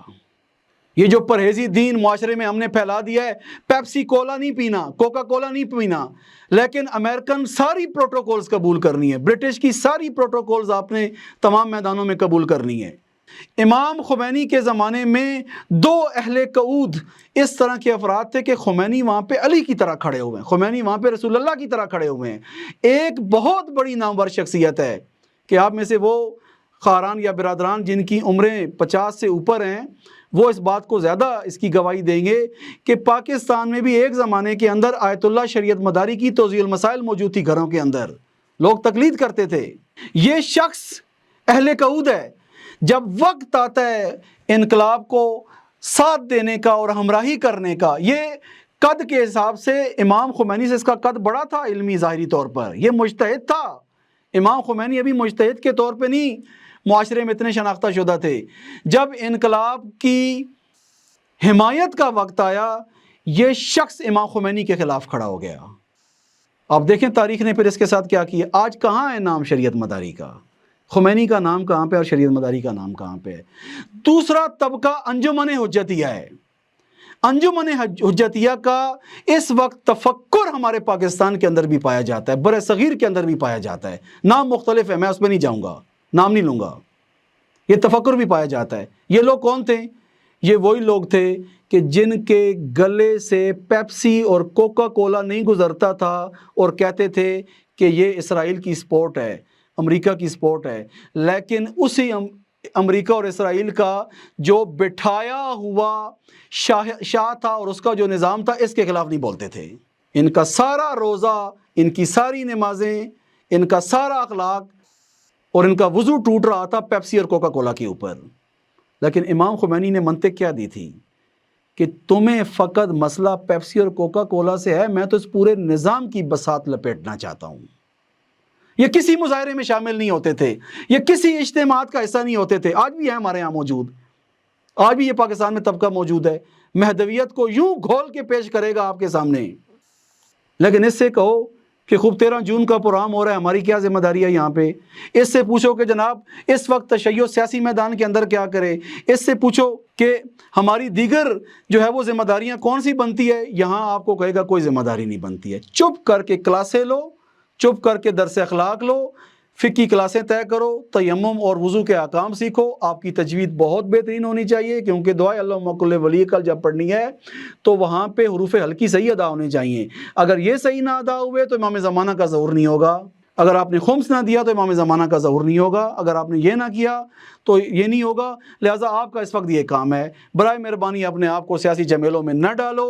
انشاءاللہ امام زمانہ آئیں گے، وہ خود ٹھیک کریں گے۔ میری اور آپ کی ذمہ داری اس وقت عقائد کی کلاسیں لینی ہے، لیکن عقائد میں ربوبیت کو اقتصاد کے ساتھ نہیں جوڑنا۔ ہاں، یہ کم نہیں کرنا، یہ کم نہیں کرنا۔ اخلاقیات میں نرم دلی بیان کریں گے، لیکن شجاعت اور قاطعیت کو بیان نہیں کریں گے۔ یہ اخلاق کے سلیبس کے اندر موجود ہی نہیں ہے چیز۔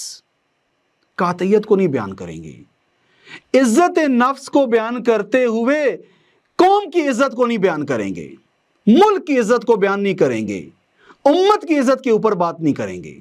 جب قرآن کی یہ آیتیں جس میں شیطان، استکبار اور ان کا ذکر کیا ہے تو آپ کو بار بار تزکیہ نفس کے نام پہ نفس کی بات کریں گے، لیکن اسی نفس کی جو تجلی اس عالم دنیا کے اندر آج استکبار، امریکہ اور صہیونیت کی شکل میں، اس کے بارے میں بات نہیں کریں گے۔ ادھر آنے بھی نہیں دیں گے آپ کو، ادھر پھٹکنے بھی نہیں دیں گے آپ کو۔ امام خمینی کے زمانے میں یہ دو بڑے اہم اہل قعود ہیں، ایک فرد ہے اور ایک پورا اسکول آف تھاٹ ہے۔ فرد شریعت مداری ہیں، آیت اللہ شریعت مداری، اور جو اسکول آف تھاٹ ہے وہ انجمن حجتی ہے۔ خوب، آخری نقطے، یہ جو خواجہ ربیع ہے، اس کو جب بتایا گیا، خبر ملی کہ حسین ابن علی کو کربلا میں شہید کر دیا، تو اس نے ہاتھ اٹھائے دعا کے لیے اور کہا اللہم فاطر السماوات والارض عالم الغیب والشہادہ انت تحکم بین عبادک فیما کانوا فیہ یختلفون۔ پروردگارہ، تیرے بندوں کے درمیان اختلاف ایجاد ہو گیا، تو خود ہی اس کو ٹھیک کر۔ ایک یہ کیا اس نے جملے کیا کہے؟ اس نے کہا کہ ایک زمانہ تھا جس زمانے میں علی اور امیر شام کے درمیان اختلاف تھا، اور یہ آج جو ہے وہ حسین اور یزید کے درمیان اختلاف ہے۔ اور اس کے بعد جواب میں جب اسے کہا گیا تو خوب بتاؤ نا کون ٹھیک تھا کون غلط، بتاؤ نا حسین ابن علی کو شہید کر دیا گیا کربلا کے اندر۔ اسے کہا کہ یزید پہ لعنت کرو، توجہ فرمائیں، توجہ، کہا یزید پہ لعنت کرو۔ جواب میں کیا کہا اس نے؟ الاللہ یابہم واللہ حسابہم، کہا کہ اصلا جو ہے یہ ہماری ذمہ داری نہیں بنتی ہے کہ ہم کسی کو مرد آباد اور کسی کو جو ہے لبیک کہیں، یہ ہماری ذمہ داری نہیں بنتی۔ دیکھ رہے ہو تاریخ کے اندر آج اگر آپ کو سمجھ نہیں آ رہی کہ کیسے مہدویت بیان ہو سکتی ہے، کہ جس مہدویت میں آپ صہیونیت کے مقابلے کی بات ہی نہ کریں، جس مہدویت میں عالمی استکبار کے مقابلے کی بات ہی نہ کریں، یہ کون سی مہدویت ہے؟ یہ دین سمجھ رہے ہو کہاں پہ پایا جاتا ہے؟ یہ منطق تاریخ کے اندر مسلسل تکرار ہوئی ہے۔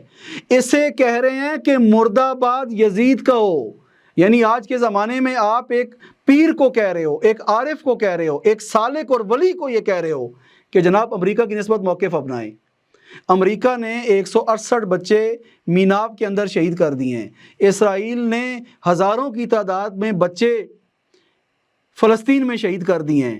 ایک بار ان کے خلاف اپنی خانقاہ سے بیانیہ جاری کرو۔ پیر صاحب، آج مریدوں کی محفل میں ایک تقریر آپ کی امریکہ کے خلاف ہو جائے، ایک تقریر آپ کی اسرائیل کے خلاف ہو جائے، کریں گے؟ کریں گے؟ تاریخ پڑھ رہے ہیں کیا کہہ رہا ہے؟ الاللہ یابہم واللہ حسابہم، کہ اللہ خود حساب لے گا، اللہ خود ہی ان کا جو ہے وہ حساب کتاب کرے گا۔ اور آخر میں اسے کہتے ہیں خوب لعنت نہیں کرتے ہو۔ جب اس نے مظلومیت سنی کہ کس طرح سے امام حسین کو شہید کیا گیا تو اس نے ایک آہ بھری اور آہ بھرتے ہوئے کہا یا حسین، جیسے آج ہمارے یہاں بھی ہے نا، کہیں رونے پہ بیٹھے تو پوری رات رونے کے لیے تیار ہیں، رونے پہ بیٹھے پوری رات بیٹھ کے رونے کے لیے تیار ہیں، لیکن انہی کو کہو کہ مرد آباد امریکہ کہو، انہی کو کہو مرد آباد اسرائیل کہو، یہاں ان کی زبانیں سل جاتی ہیں۔ اس نے کیا کہا؟ ایک بار اس نے اس طرح سے ایک کیفیت، اس کے اندر ایک کیفیت طاری ہوئی امام حسین کی مظلومیت کی نسبت، اور اس نے ایک آہ بھری۔ تاریخ نے یہ لکھا ہے کہ اس آہ بھرنے کے بعد 40 دن کا ایک چلہ کیا ہے خواجہ ربیع نے استغفار کا۔ میرا حق ہی نہیں بنتا کہ اس جنگ کے اندر میں اظہار نظر کروں۔ دو باتیں ہو گئی، جب یزید پہ لعنت کی بات آئی تو اس نے وہاں پہ ایک طرح سے دینداری کا دامن بچا لیا، اور جب حسین کی مظلومیت کی نسبت بات آئی تو ظاہر ہے جب حسین کی مظلومیت پہ رو گے تو اس کا دوسرا حصہ یہ ہے کہ ظالم کون تھا۔ توجہ کریں، کتنی محتاطانہ دینداری ہے، کتنی احتیاط کے ساتھ دینداری ہے کہ حسین کے لیے مظلومیت پہ آہ بھرنے کے نتیجے میں خواجہ ربیع نے 40 دن استغفار کا چلہ کاٹا ہے۔ مجھے کیا حق بنتا ہے کہ میں ایسے مسائل میں اظہار نظر کروں؟ میں کون ہوتا ہوں؟ الی اللہ ایابہم وعلی اللہ حسابہم، کہ اللہ خود ہی ان کا حساب کتاب کرے گا، اللہ تعالیٰ خود ہی ان مسائل کو جو ہے وہ دیکھے۔ اللہ تعالیٰ سے دعا ہے کہ پروردگار ہمیں تاریخ کی ان عبرتوں سے سیکھنے کی توفیق عطا فرمائے اور ایک فعال تجربہ حاصل کرنے کی توفیق عطا فرمائے۔ تاریخ کے عبرتوں کے اس آئینے کے اندر ہمیں اپنے زمانے کے اہل کعود، ان کا طرز تفکر، ان کی نفسیات، ان کے ہتھ کنڈے، ان کا طریقہ کار، اس کی نسبت ہمیں معرفت بھی عطا فرمائے، اور جس طرح سے امام حسن علیہ السلام فتنے کے مقابلے میں کھڑے ہوئے ہیں، ہمیں بھی ان فتنوں کے مقابلے میں کھڑا ہونے کی پروردگار توفیق عطا فرمائے۔ والسلام علیکم ورحمۃ اللہ وبرکاتہ۔